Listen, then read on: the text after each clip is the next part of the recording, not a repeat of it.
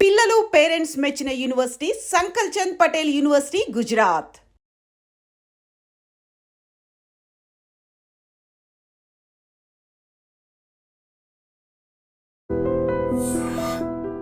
అన్నీ తెలిసేది అక్కడ. అండ్ మీ యొక్క పాట ఇప్పటికీ ప్రతి పెళ్ళిళ్ళలో మోగుతూనే ఉంటుంది. నాకు అది రావంగానే ఆహా, నా పెళ్ళప్పుడు కూడా మా డాడీ ఈ సాంగ్ కంపల్సరీ వేయిస్తారు కదా. మీ డాడీ ఆ పాట వేసినా వేయకపోయినా వీడియో తీసి వీళ్ళంతా తిరిగి ఇచ్చేటప్పుడు బ్యాక్గ్రౌండ్లో ఆ పాట వేసిస్తారు. శ్రీరస్తు శ్రీరస్తు శుభమస్తు అని బాగా అదే మహానుభావులు కేవి మహాదేవన్ గారు, ఆరుద్ర గారు రాసిన ఆరుద్ర గారు, బాపు గారు, రమణ గారు, అందుకే వాళ్ళు మహానుభావులేమో. అలాంటి వాళ్ళు తయారు చేస్తే అట్లాగే ఉంటుంది అన్నట్టు. మళ్ళా మనకు ఇంకొక అదృష్టం ఏంటంటే ఎవరు ఇప్పుడు విఐపి భగవద్గీత వేసేవాళ్ళు అంతకుముందు, అంటే స్వామివారికి వాళ్ళు చనిపోతే భగవద్గీత వేసేవాళ్ళు. ఇప్పుడు అది మానేసి ఆ నలుగురు ఒక్కరై పుట్టడం ఒక్కరై పోవడం. విఐపీలందరికీ విఐపీ అని కాదు, ఎవరిపైనా ఆ పాట వేసేస్తారు. సో గమ్మత్తు ఎక్స్ట్రీమ్స్ కదా ఇవన్నీ. ఒక మనిషి ఒక కళాకారుడి జీవితంలో ఇలా మిగిలిపోతే అది నిజంగా గొప్ప విషయం. Thanks to the people who అది తయారు చేసిన వాళ్ళకి ఆ క్రెడిట్ చెందుతుంది. ఆ పాత్ర మళ్ళీ ఆ పాత్ర కోసం లిరిక్స్ రాసిన పర్సన్ అద్భుతం అద్భుతం. చైతన్య ప్రసాద్ అని లవ్లీ ఫిలం, చాలా అద్భుతంగా రాశారు. చాలా బ్రహ్మాండంగా చంద్ర సిద్ధార్థ డైరెక్షన్లో చాలా బ్రహ్మాండంగా చేశారు. అవన్నీ మెమరీస్ కదా, గుర్తుంటాయి, గుర్తుండిపోయి. ఇప్పుడు అదే చెప్తున్నా, సినిమా చేయటం ఒక ఎత్తు అయితే గుర్తుండిపోయే సినిమాలు చేయటం ఒక ఎత్తు. అది నిజంగా ఏ కళాకారుడికైనా అది అదృష్టం అని నేను అంటాను. మనకంటూ కొన్ని సినిమాలు చెప్పగానే గుర్తుండిపోయేటట్టు ఉన్నాయి. చివరికి మిగిలేదు అదే కదా. మనం పర్మనెంట్ కాదు, మనం పర్మనెంట్ ఉన్నాం. జ్ఞాపకాలే, జ్ఞాపకం ఇన్ ద సెన్స్ ఆ సినిమాలో అని అందరూ దాన్ని కోఆర్డినేట్ చేసుకోవటం జీవితంతో, మనతో దాన్ని రిలవెంట్ చేసుకోవటం, అది అలా కొన్ని మిగలటం అదృష్టంగా నేను అనుకుంటాను. అదే అదృష్టం. మనం డబ్బు ఎంత సంపాదించినా మనం పట్టుకెళ్ళేలే పెట్టేయలేదు కదా. పొరపాటున కూడా ఇంతవరకు ఎవడో ఒక రూపాయి తీసుకెళ్ళినట్టుగా నేను తెలుసుకోలే ఇంతవరకు. సో అందుకని అది పర్మనెంట్ కాని దానికోసం ఎందుకు వేస్ట్. ఇప్పుడు మనం ఏదైనా పర్మనెంట్ వాటి కోసం ప్రయత్నం చేయాలి.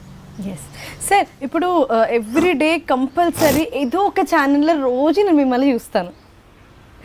అండ్ మీరు సడన్గా మిమ్మల్ని మీరు చూసుకున్నప్పుడు ఆ సిచ్యువేషన్, ఆ సీన్స్, అక్కడ జరిగిన సందడి, లేకపోతే ఏం రోల్ అవుతూ ఉంటుంది, ఫస్ట్ ఏం జ్ఞాపకం వస్తుంది మీ సినిమా రాగానే?